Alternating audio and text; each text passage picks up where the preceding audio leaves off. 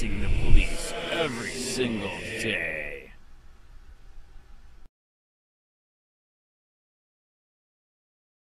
Alleges upon facts and belief as follows. I summary of claims. This is a civil RICO claim which requires plaintiffs to demonstrate that the defendant has engaged in a pattern of misconduct, called racketeering under the RICO statutes.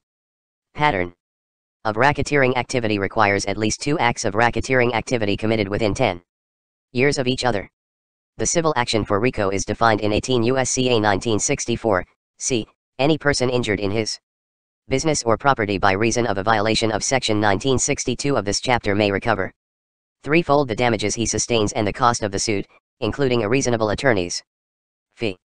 Section 1962 has 4 subparts and generally prohibits the use of income obtained from a pattern of racketeering activity or through collection of an unlawful debt to purchase, establish, operate, or participate in the affairs of any enterprise in interstate or foreign commerce. Florida's RICO Act mirrors the federal RICO Act. To be convicted for a violation of the state RICO Act, the defendant must have been arrested because he or she was associated with an enterprise. He or she directly or indirectly was part of the enterprise as evidenced by participating in a minimum of 2 acts of racketeering activity, and at least 2 of the acts of racketeering activities had commonalities. Potential commonalities include the same or similar victims, co-conspirators, methods of commission, intent, results, or other characteristics that established a pattern. In this particular case, there are 3 plaintiffs and 5 confidential informants, all of whom civil violations that constitute civil RICO claims against the defendants. The plaintiffs' individual experiences of intimidation, coercion, extortion, and other unethical behavior by their supervisors at the Pasco Sheriff's Department is well documented in the body of the complaint. The 5 confidential informants provide supporting evidence of the patterns of abuse of power, intimidation, and coercion to perform unethical activities at the behest of superiors that are similar to the narratives of the 3 plaintiffs.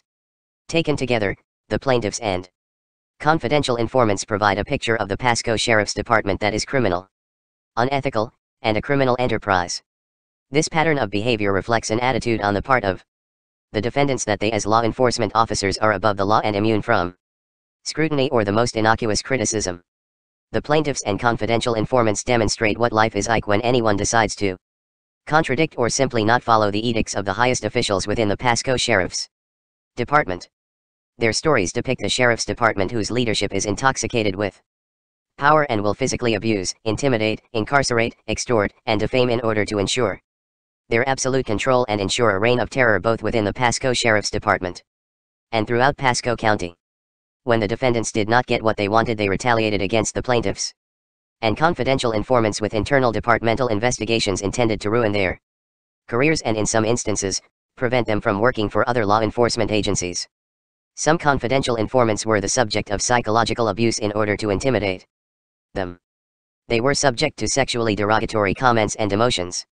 In some instances, witnesses against the plaintiffs and confidential informants were encouraged to lie or change fact patterns in order to vilify them. These behavioral patterns of abuse by top officials of the Pasco Sheriff's Department, including the sheriff himself, are so commonplace and rampant that they are standard operating procedure presently and for the foreseeable future.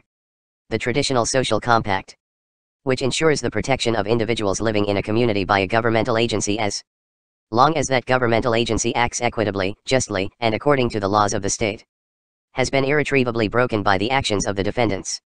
The Pasco Sheriff's Office employs about 750 sworn members, sheriff's deputies and corrections deputies, and about 650 civilians, who carry out the official business of enforcing the laws of the state of Florida, in and for Pasco County, Florida. PSO is the largest law enforcement agency within Pasco County, Florida, and serves as a full-service law enforcement and detention agency for more than 512,000 citizens of Pasco County, Florida. Defendants have, through the Pasco Sheriff's Office, engaged in racketeering activity through a. acts or threats involving bribery and extortion which is chargeable under state law and punishable by imprisonment for more than 1 year, and b. bribery. Section 201 and Section 664, mail fraud Section 1341, wire fraud Section 1343, obstruction of Justice Section 1503, obstruction of criminal investigation Section 1510, obstruction of state or local law enforcement Section 1511, tampering with a witness, victim, or an informant. Section 1512, retaliating against a witness, victim, or an informant Section 1513, peonage, slavery, and trafficking in persons Sections 1581 to 1592, and racketeering Section 1952. Defendant's conduct violates the Federal Racketeer Influenced and Corrupt Organizations Act, 18 U.S.C. 1961 ETSEQ, Federal RICO, and Florida's Racketeering Statute, Chapter 895 ETSEQ, Florida RICO, as more fully set forth below. Defendants, listed above, conduct violated 42 U.S. Code 1985. Conspiracy to interfere with civil rights. Defendants Nocco, Harrington, Peake, Christensen, Reed, Roy, Krause, Hyde, and Bennett conduct violated the Trafficking Victims Protection Act, 42 U.S.C. 7102. Defendants Nocco, Harrington, Peake, Christensen, Reed, Roy, Krause, Hyde, and Bennett conduct violated the Federal Whistleblower Act, Whistleblower Protection Act of 1989, 5 U.S.C. 2302 ETSEQ, Federal Whistleblower, and FLASTAT. 112.3187 ETSEC. Hey there, these families, these individuals, they say that deputies would constantly show up to their homes time after time. They say they were harassed, fined, even arrested unfairly. This body camera video shows a visit from Pasco County deputies to Robert Jones' home. They came every single day. After we took it to court and they lost, they got really upset. And they started coming multiple times a day. Jones claims his son was a target as soon as they moved to Pasco County because he had gotten in trouble in another county. The Institute for Justice is now filing a lawsuit against the Pasco County Sheriff's Office, alleging the Sheriff's Office violated several residents' constitutional rights. They claim the residents were harassed and even arrested because of the Pasco County Sheriff's Office intelligence-led policing policies. The lawsuit calling it predictive policing that targets people that they think will commit crimes. There is no such thing as innocent until predicted guilty. But in Pasco County, that's exactly how to describe what's happening. The Sheriff's Office says the program aims to work with people based on their criminal history to break the cycle. But Jones says deputies had his family living in fear, especially when he stopped cooperating. According to the lawsuit, he was cited for several code enforcement violations, including overgrown grass, not visible address numbers, and a jet ski too close to his home. Overgrown, the trailers, the numbers. Because you can only have trailers on one side of the property. Tammy Hillman is also part of the lawsuit. She claims her son was also a target of the Sheriff's Office. She says this led to constant harassment, and eventually she was arrested and charged. They make you seem like you're some criminal.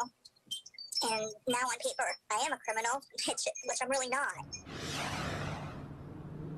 Now, the Sheriff's Office had previously said that the folks involved that have been speaking out have significant criminal histories. They also said some of these issues were probation visits and checks or code enforcement issues and not anything to do with the program. Now, in regards to the lawsuit, the Sheriff's Office said they were not aware of the lawsuit being filed. They released a statement saying, in part, they look forward to defending any lawsuits in the proper venue. Live in Pasco County, Melissa Marino, 8 on your side.